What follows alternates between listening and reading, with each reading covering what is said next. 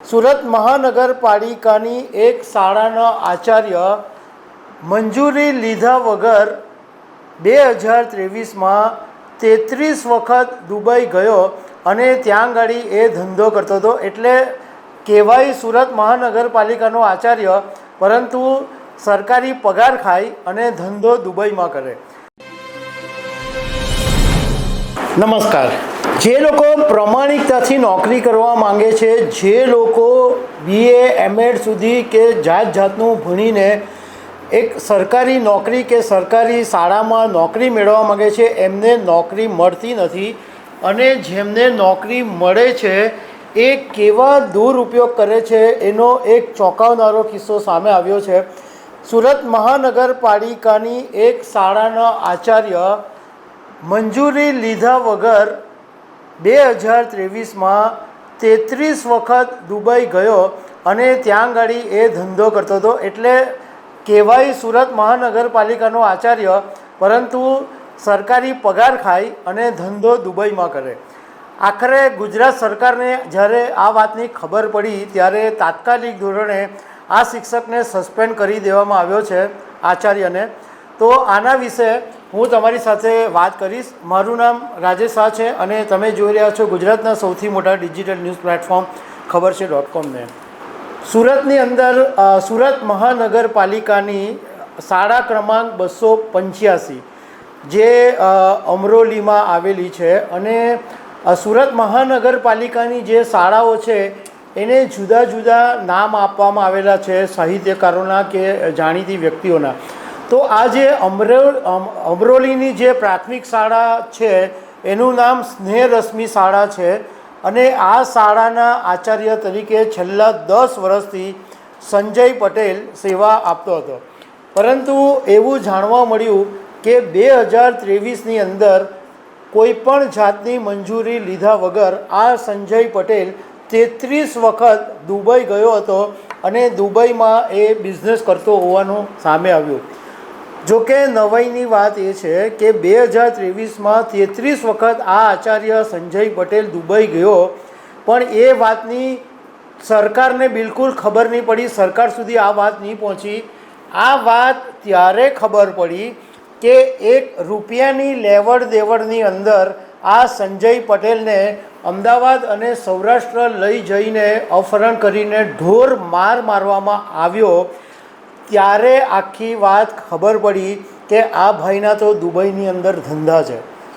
હવે વાત એમ બનેલી કે લગભગ 8 મહિના પહેલાં નિકોલમાં સરકારી કોન્ટ્રાક્ટર તરીકે કામ કરતા જિજ્ઞેશ બલદાણિયા, આ જિજ્ઞેશ બલદાણિયા એ પૂર્વ ધારાસભ્ય ધનજી પટેલનો ભત્રીજો થાય છે.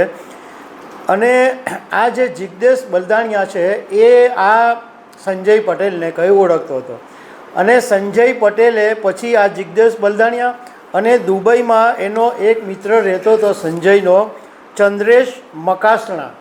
આ સંજય પટેલે એક વખત આ જિજ્ઞેશ બલદાણિયાની ઓળખાણ કરાવી અને એ પછી તો એમની બધાની વચ્ચે સારી એવી મિત્રતા પણ થઈ ગઈ. ચંદ્રેશ, જિજ્ઞેશ, સંજય પટેલ આ બધા બહુ સારા મિત્રો પણ બની ગયા. અને મિત્રો એ ત્યાં સુધી બની ગયા કે કરોડો રૂપિયાની લેવડ દેવડ બી કરતા હતા. એક વખત વાત એમ બની કે આ દુબઈમાં સંજય પટેલનો જે મિત્ર છે ચંદ્રેશ મકાસના, એને કંઈક પૈસાની જરૂર હતી. અને એટલે આ સંજય પટેલે આ જિજ્ઞેશ અને કુલદીપ સોલંકી નામના વ્યક્તિ પાસેથી લગભગ 3.5 કરોડ રૂપિયા ઉછીના લઈ અને ચંદ્રેશને મોકલી આપ્યા. ત્યાં સુધી તો બધું બરાબર હતું, પરંતુ એ પછી ચંદ્રેશ પૈસા પાછા નહોતો આપતો. એટલે જિજ્ઞેશ અને કુલદીપ સોલંકી છે એ પહેલાં તો ચંદ્રેશ પાસેથી ઉઘરાણી ચાલુ રાખી, કારણ કે એ લોકો ચંદ્રેશને ઓળખતા હતા. ચંદ્રેશ પાસે ઉઘરાણી ચાલુ રાખી, પરંતુ ચંદ્રેશ કોઈ દાદ નહીં આપતો હતો. એટલે જિજ્ઞેશ બલદાણિયાએ આ સંજય પટેલને કીધું કે તું એક કામ કર, 19 નવેમ્બરે આપણે એક મિટિંગ કરવી છે, તું અમદાવાદ આવ. એને અમદાવાદ બોલાવ્યો અને અમદાવાદ બોલાવીને કુલદીપ સોલંકીની ઓફિસમાં આ સંજય પટેલને કીધું કે આ ચંદ્રેશ તારો દોસ્તાર છે, એટલે તું ગમે તેમ કરીને પૈસા કઢાવી આપ. આનાકાની કરી એટલે સંજય પટેલને ત્યાં આગળ રૂમમાં પૂરીને મારવામાં આવ્યો અને એ પછી એને સૌરાષ્ટ્રના એક જાણું ગામમાં એક ફાર્મ હાઉસ આવેલું છે, ત્યાં આ સંજય પટેલને લઈ જવામાં આવ્યો અને ત્યાં પણ એને ગોંધીને મારવામાં આવ્યો. પણ કોઈક સંજોગોની અંદર આ સંજય પટેલ ત્યાંથી છટકી ગયો અને એ પછી કઠવાડા પોલીસ સ્ટેશનમાં જઈને એણે ફરિયાદ નોંધાવી પોતાના અપહરણની અને એને જે મારવામાં આવ્યો એ ફરિયાદ નોંધી. ત્યારે ખબર પડી કે આ ભાઈના છેડા તો દુબઈ સુધી હતા અને શાળાના આચાર્યની તો માત્ર નોકરી હતી અને એ દુબઈના આંટાફેરા એવી રીતના કરતો હતો કે જાણે અહીંયાથી પેલા બધા અપડાઉન કરતા હોય ને એવી રીતના એ દુબઈ જતો આવતો હતો અને દુબઈની અંદર એણે મોટો બિઝનેસ કરી દીધેલો હતો.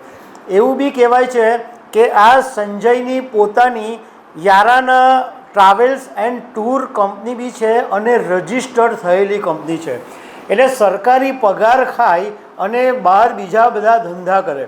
હવે આખરે આની સામે રાજ્યના શિક્ષણ મંત્રી પ્રફુલ્લ પાનસેરિયાએ મીડિયાની સામે એવું નિવેદન આપ્યું છે કે આ સંજય પટેલને તાત્કાલિક અસરથી સસ્પેન્ડ કરી દેવામાં આવ્યા છે અને બાળકોના ભાવિ સાથે ગંભીર ચેડા કરનાર શિક્ષકોને ક્યારેય પણ માફ કરી શકાય નહીં એવું પ્રફુલ્લ પાનસેરિયાએ કીધું છે. આ પહેલાં બી તમને યાદ હશે કે થોડા સમય પહેલાં આવા શિક્ષકો અને આચાર્યો સામે આવ્યા હતા. એક મહિલા તો કંઈક 6 મહિના કે વર્ષ સુધી રજા મૂક્યા વગર અમેરિકામાં જલસા કરતી હતી અને પગાર ખાતી હતી. એટલે આપણા રાજ્યની અંદર તો આવું એટલું બધું ચાલે છે કે નિયમો સાથે તોડફોડ કરીને લાખો કરોડો રૂપિયા લોકો કમાય છે અને બિચારા જે લોકો ખરેખર પ્રમાણિક માણસો છે એને ભોગવવાનું આવે છે. તો દર્શક મિત્રો, આવી અનેક વાતો સાથે અમે તમને મળતા રહીશું. Thank you very much.